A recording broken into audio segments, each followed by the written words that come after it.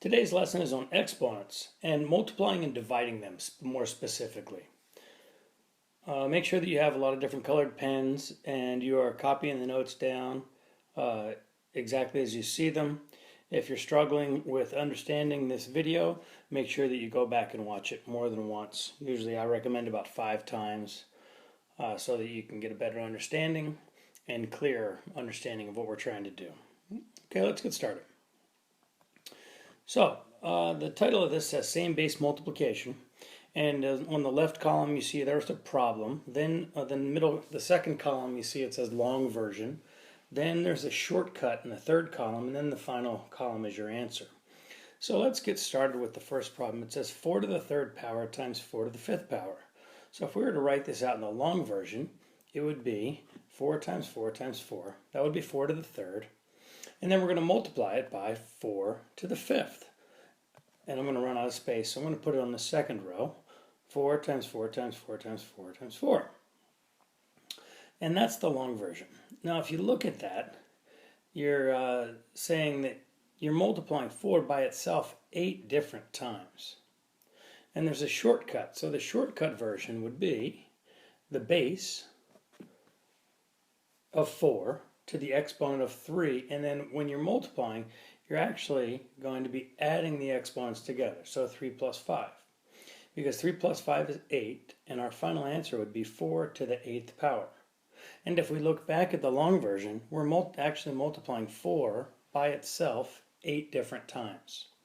And that's the shortcut, and that's the quick way to multiply exponents.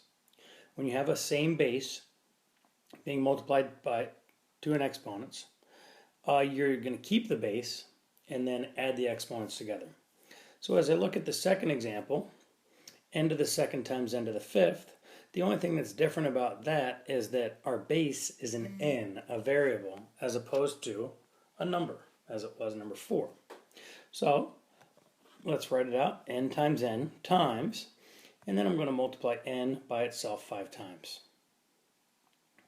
Okay, the shortcut would be n, keep our base, to the 2 plus 5. So the answer is n to the 7th power. For the third example, it's a little bit different because in each case we have the same base, n, but we have coefficients in front of them. We have a coefficient of 5 in the first term, and we have a coefficient of 2 in the second term. So this changes it just a little bit. In what we're going to do is we're going to multiply our coefficients together, 5 times 2, and then we're going to multiply our exponents with the same base. So n to the second plus 3, and then our final answer, 5 times 2 is 10, and then n to the fifth. Okay, so when you have coefficients in front, you're going to multiply them just like you would any multiplication problem. And then when you have a same base exponent, you're going to add those together. Why don't you pause the computer right now and do the final example. Once you're done with the final example, then press play again to see if you got the right answer. Okay, so as I look at the final example, I would multiply my 10 times 2. Then I'm going to multiply my x to the third plus 5. Then I have y to the fourth plus 5th. And then I have an n. And the n is just there by itself. Okay? So, as we would do this, we would do 10 times 2 is 20. Then we would do x to the 3 plus 5 would be x to the 8th, y to the 9th, and then n. And that would be your final answer for that exponent, or that answer for the problem. So let's put together a rule with same base multiplication. So the rule is when multiplying exponents with the same base, keep the base and add the exponents together. Okay, so that would be your rule. You want to copy that one down, and that's the one that we want to follow. As we move on, the next one we're going to talk about is the same base division. So division is the opposite of multiplication.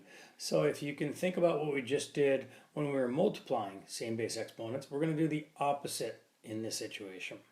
So again, we have a problem column, we have a long version, we have a shortcut, and we have the answer. So our long version of 10 to the 6th would be 10 times 10, 6 different times. And 10 to the 2nd would be 10 times 10. And now what happens is the first pair, 10 divided by 10, they cancel out because that turns into 1. The second pair cancels out, and then we would be left with 10 times 10 times 10 times 10.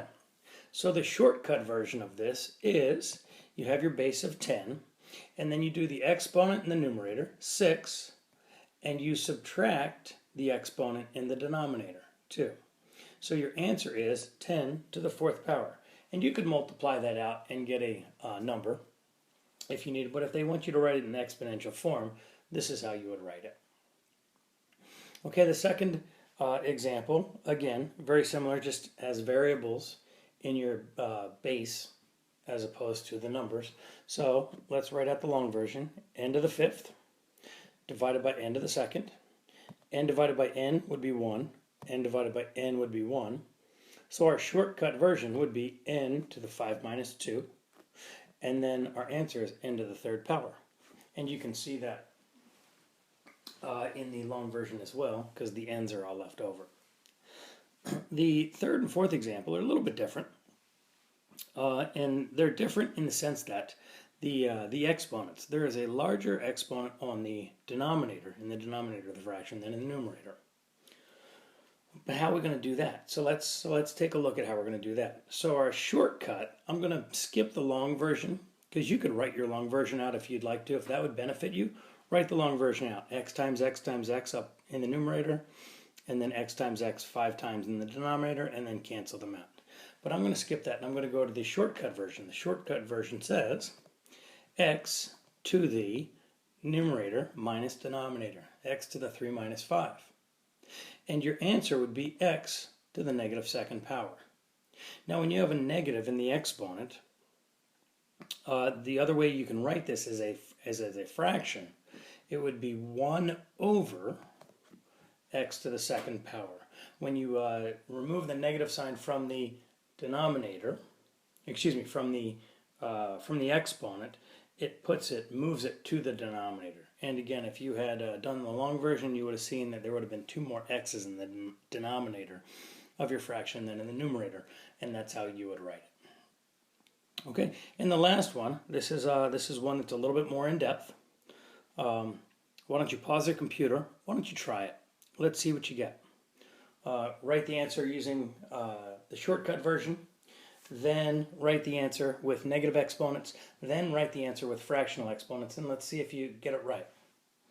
Okay, the first thing that I'm going to do is I'm going to go 25 divided by 5. Then I'm going to go my shortcut version, x to the 4 minus 1. Then I'm going to go my shortcut version, y to the 2 minus 6. 25 divided by 5 is 5. X to the 4 minus 1 would be x to the 3rd. And then y to the 2 minus 6 would be y to the negative 4th. And that's one way you could write this. If they ask you to write it into a fractional form, I want to look for the one that has the negative exponent, which would be the negative 4. And then that, when we move it into the denominator of the fraction, becomes a positive 4.